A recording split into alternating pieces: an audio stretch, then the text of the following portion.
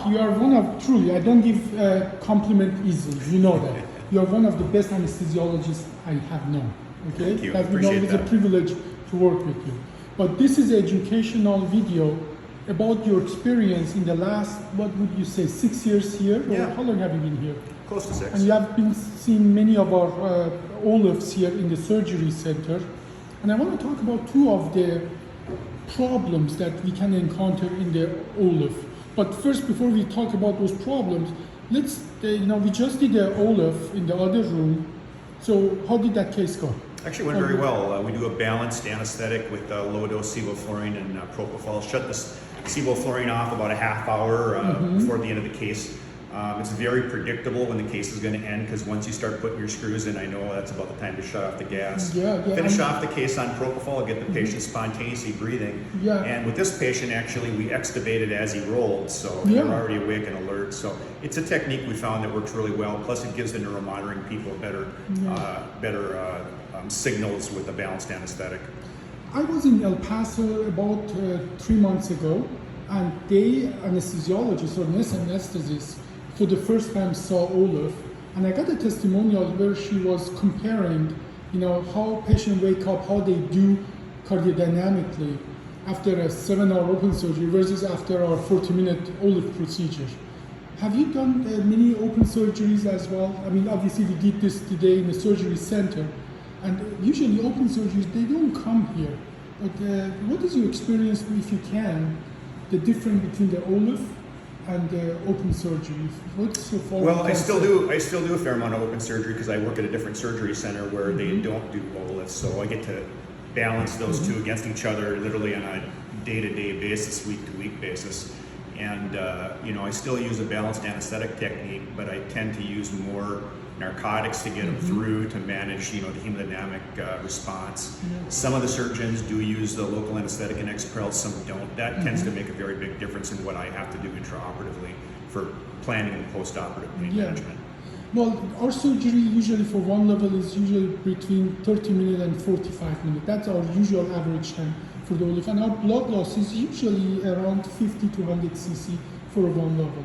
Now, obviously on a younger patient, it doesn't really matter, not that much.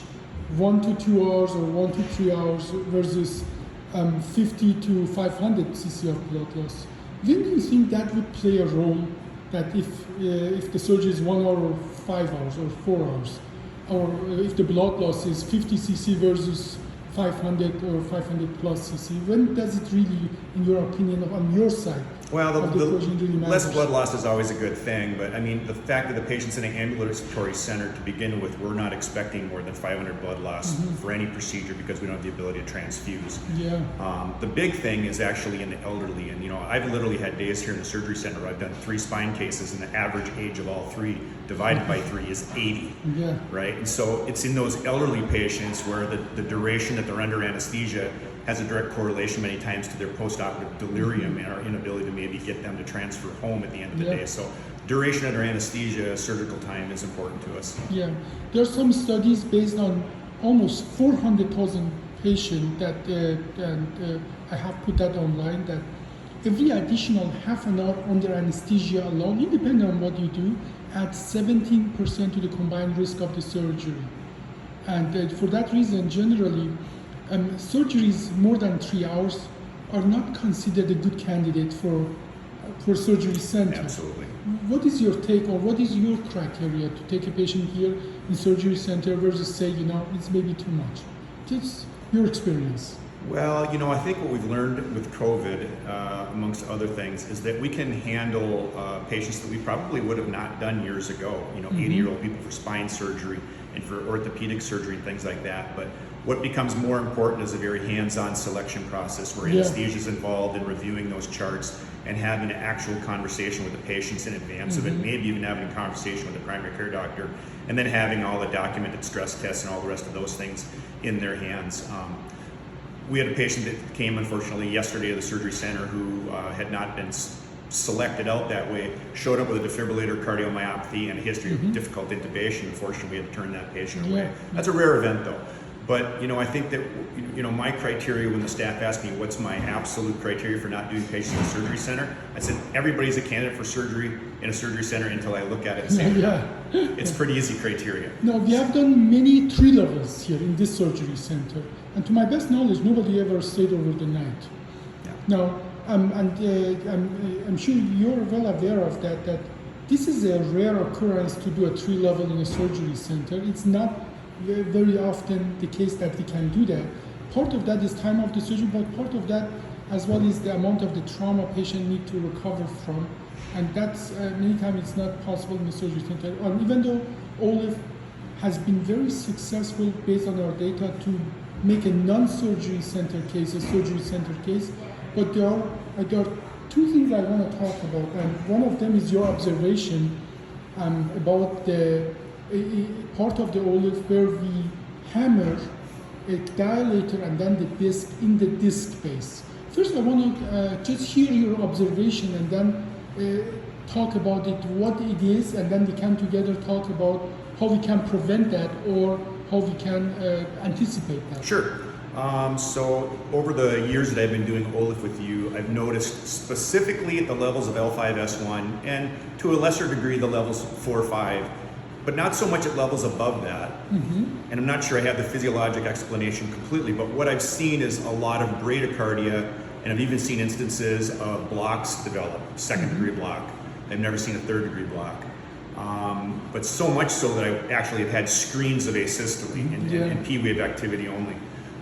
So what I've started to do with people who have a baseline bradycardia before you put the dilator in and put the cage in at those levels is I'm giving a small amount of glycopyrrolate, just about 0.2.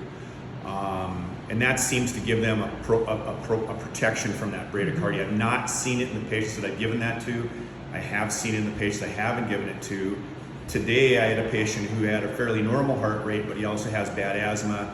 He had evidence of a little bit of wheezing during surgery. I gave him albuterol. His heart rate picked up to about 100, so I didn't give him the glycopyrrolate for obvious reasons, and he held very well too through the dilation. But I've seen it enough now that it really, to me, clearly seems to be cause and effect. And I'd be curious if any other anesthesiologists have noticed that too. Yes, we have, and that is actually one of the things I tell all the anesthesiologists in all the places. And I thought for a long time it's a common knowledge, but it is not. Based on the observation we had together, we know that 1 in 7 actually they developed this kind of vagal response. The heart rate goes down, blood pressure mostly goes down, and again it happens mostly in the L4, 5S form because those discs are more collapsed. In our surgery, what we do, we open up the space. Other surgeons call it indirect decompression by lifting up a disc base that it's completely collapsed. We call it physiologic anatomical decompression, but the fact is that we have to violently lift it up, put a dilator in, and that takes, and you have seen that hammer, that is almost like a 1.5, 2 pound, or even sometimes more, depending on the hospital, what kind of hammer they have. It's no different than on a relaxed person. I hit them as hard as I can in their belly. That the energy of that causes a vagal response. Sure. And I noticed that in the collapsed person, and it just happened to be that usually 455 is one or more collapse.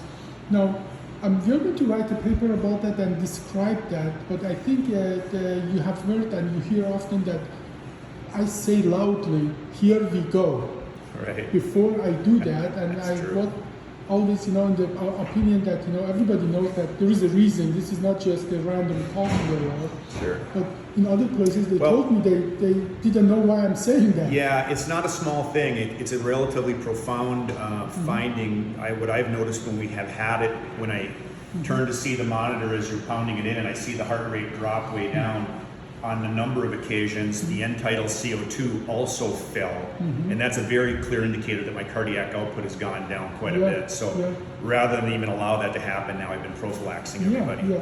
And this cooperation, like anticipating it, knowing what's happened. I have done 1,400 cases. The worst thing I have seen is that your asystole was actually the worst thing I have encountered, in that they always come back as the usual vagal response come back. And when I was a child in the school, we used to play and we would hit each other in the belly, obviously, when you anticipate, you're guarding against that. But sometimes we would be really mean. We pretend we want to hit, and then we stop, but then wait until the person take a breath and so on, so loosen it a little, then hit. And then I had a few of my friends actually on the floor. It always come back. It's a vagal response, a natural response of our body. So I don't really anticipate any dangerous thing, except somebody has already other problems. But in that case, that's the problem. If they don't have any cardiac reserve to begin with, they're elderly, they've got coronary disease, and you give them 30 seconds of very little cardiac output, that's enough to get in trouble. That I think that has been the worst case. I think that happened only once or twice, that we had a systole for a longer few seconds and so on. And I know every second of that feels like a century. But overall, this by itself has not been a problem. Because people recover and we communicate and we can anticipate that. There is another thing I want to talk to you about and get your take on that. That is the tranexamic acid. Can you just describe what happened? I'm not sure about the causality of that. I don't either. It's speculation at this point, but it's more tied to timing. So I've used tranexamic acid for 25 years during my career. Used it routinely in the heart room. Don't use it very much anymore, but some of our spine surgeons do still request it at times. I had a relatively healthy patient on the table last week. Uneventful induction, uneventful proning, uneventful incision. In about 15 minutes into surgery, after I'd given the gram of tranexamic acid, with no other alterations in my anesthetic, no other drugs given, the patient acted like they were having a full-blown anaphylactic reaction. The blood pressure just went away. The end-tidal CO2 dropped way down. Blood pressure was undetectable for a while. It took ephedrine, neosynephrine, and ultimately vasopressin to get a reasonable blood pressure back, which I was able to do. But not really knowing what it was, I treated as anaphylaxis. Didn't need to give epinephrine necessarily, but did give steroids and H1, H2s, and did all the rest of that. Kind of looked at the patient, didn't see any evidence of hiving or rash. Still wasn't quite sure what had happened. Flipped the patient over at the end of the case, woke them up. They did fine and went home within 4 hours. But the only thing I can tie from a timing standpoint that may have been a delayed response is probably the tranexamic acid. I know it's been described before, but I've never experienced it before. Well, first of all, God bless your heart. It takes only a physician to know what anxiety and stress you went through in that moment. People who don't do this. In an ambulatory center, for sure, with limited resources, you don't want to have that happen. They have measured that. Any event like that, the level of the stress a doctor, anesthesiologist, surgeon go through is similar to having a motor vehicle accident. If you measure this cortisol level, the amount of the stress we go through in an event like that, imagine now you're having every day a motor vehicle accident, the stress on that. So that's why doctors actually live about 10 years shorter than average people. Well, that's not very good news, Dr. That's not good news. That's not a good news. But I need the people know that what we are sacrificing to do, to care for them, we are giving them 10 years of our life. So I hope some people appreciate that. But beside that, regarding tranexamic acid, like any other medication, my pharmacologist professor used to say, if it doesn't have side effect, it has no effect at all. And obviously, tranexamic acid, like any other medication, can cause anaphylactic reaction, but as well, it stops the breaking of the clot. There's a cascade of making a blood clot. There's a cascade of breaking it. They work in synergy, and tranexamic acid, to my best knowledge, stop the breaking down the clot, and so it makes it practically the blood hypercoagulable. But it doesn't only do it in the area you do surgery. It does it everywhere. And there is a number of the cases that we expect higher rate of cardiovascular event. But I think, personally, this is severely underreported because we love to put the good results out there, not the bad results. Now, something we do in OLLIF, first of all, my blood loss in OLLIF is, even for a 4 or 5 level fusion, is usually in 1 to 200 cc of blood, so I usually don't give that. I had few patients that we did a multi-level scoliosis cases that I was expecting more blood loss, and especially in some people with coagulopathy already. I used the tranexamic acid. I just put a sponge in a diluted tranexamic acid, put it in my holes, and as you know, I don't use bipolar coagulation, I don't use Bovi, because when I kill the tissue, I'm creating dead tissue good for the infection. But we have seen that by using sponge, putting in the holes of the OLLIF, we get all the local benefit of the tranexamic acid without the systemic effect of the tranexamic acid. I'm very interested if you have similar observation in the future with tranexamic acid. If you can work with me to publish that, because I think one of our duties as well to get all the bad side of any kind of thing we do put out there for education. And it is systemic. We have been knowing that for 200 years that, especially with doctors, we report more positive results than negative results. And that's a systemic failure on our side. Well, any other question or thing you want to add? No, it's a pleasure working with you, Dr. Well, Abbasi. thank you very much. This has been very educational. I hope some people enjoyed it, okay? Thank you, okay? You bet. Thank you.